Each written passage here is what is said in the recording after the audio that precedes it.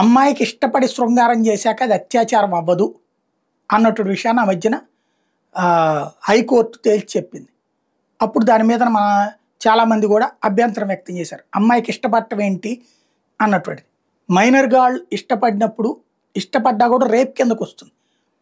కానీ ఇష్టపడి సంసారం చేసింది కాబట్టి అది అత్యాచారం కిందకి రాదని కేసు కొట్టేస్తే దాన్ని సుప్రీంకోర్టు పరిగణలోకి తీసుకుని కోర్టు దాని మీద సుమోటోగా విచారణ ప్రారంభించింది. ఆ తర్వాతన ఇప్పుడు విశేషం ఏంటంటే మన కోర్టు సినిమా నిజమైంది. మైనర్గా ఉన్నప్పుడు అబ్బాయి అమ్మాయి కలిశారు, ఇష్టపడినే కలిశారు. కుటుంబ సభ్యులు అది కాదని కేసు పెట్టారు. అతను జైల్లో ఉన్నాడు. అమ్మాయి గర్భవతి బిడ్డను కూడా కానీ ఇప్పుడు వాళ్ళిద్దరి పెళ్లికి ఓకే చేస్తూ అబ్బాయి మీద కేసు కొట్టేసినటువంటి సంఘటన ఇది.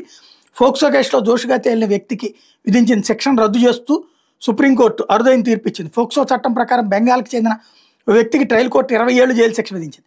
మైనర్తో లైంగిక సంబంధం పెట్టుకోవడంతో దోషిగా తేల్చి ఈ తీర్పునిచ్చింది. నిందితుడు కలకత్తా హైకోర్టు ఆశ్రయిస్తే బాలిక ఇష్టపూర్వకంగానే సాన్నిధ్యాన్ని కొనసాగించిన దాని కారణంగా అతను నిర్దోషిగా ప్రకటించింది. ఈ సందర్భంగా ధర్మాసనం చేసిన వ్యాఖ్యలు వివాదాస్పదం అవడంతో సుప్రీంకోర్టు సుమోటో రిట్ పిటిషన్ స్వీకరించింది. అయితే అతన్ని పెళ్లి చేసుకున్న బిడ్డను కూడా జన్మనిచ్చినటువంటి విషయాన్ని బాలిక చెప్పింది. ఏప్రిల్ 3న ధర్మాసనం బాధితురాలతో మాట్లాడింది. ప్రస్తుతం మేజరు చట్టం ఆ ఘటనను నేరంగానే చూస్తున్నా దానివల్ల ఆమె మీద మానసికంగా ఎలాంటి ప్రభావం పడలేదు కాబట్టి అతని మీద ఉన్నటువంటి కేసు కూడా కొట్టేస్తున్నట్టు ప్రకటించింది.